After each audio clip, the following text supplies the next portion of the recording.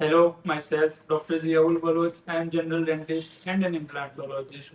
તો આજે આપણે વાત કરીએ બહુ કોમન સવાલ જે ઘણા બધા પેશન્ટ મને પૂછતા હોય છે કે ડોક્ટર અમે અમારા દાંતોની આટલી સાવચેતી રાખીએ છીએ છતાં કેમ સડો થાય છે.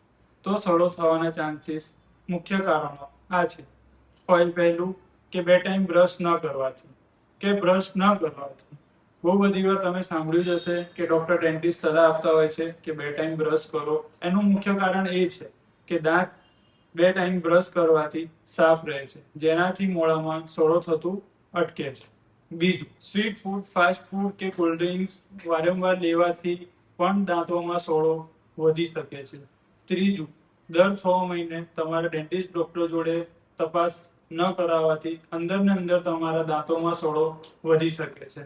ચોથું, દાંતનું સૌથી ઉપરનું લેયર એટલે કે ઇનેમલ જો એ વીક હોય તો તમારા દાંતોમાં સડો ખૂબ જલ્દીથી પ્રસરી શકે છે, પણ એ વસ્તુ બહુ ઓછા લોકોમાં જોવા મળે છે. તો આ સડો ના થાય એના માટે આપણે શું કરવું જોઈએ? ફર્સ્ટ, બે ટાઈમ બ્રશ કરો, જે તમને ડોક્ટર ડેન્ટિસ્ટ ઘણી બધી વાર સલાહ આપતા હોય છે, અને ડોક્ટર ડેન્ટિસ્ટની સલાહ પ્રમાણે ટૂથબ્રશ અને ટૂથપેસ્ટનો યુઝ કરવો.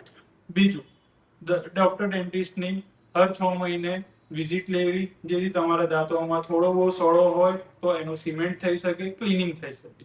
ત્રીજું, ફાસ્ટ ફૂડ, સ્વીટ્સ અને કોલ્ડ ડ્રિંકનું વારંવાર સેવન ન કરવું જોઈએ, અને રાત્રે તો બિલકુલ ન જ કરવું જોઈએ. Thank you. Smile dental and implant centre, your ultimate smile partner.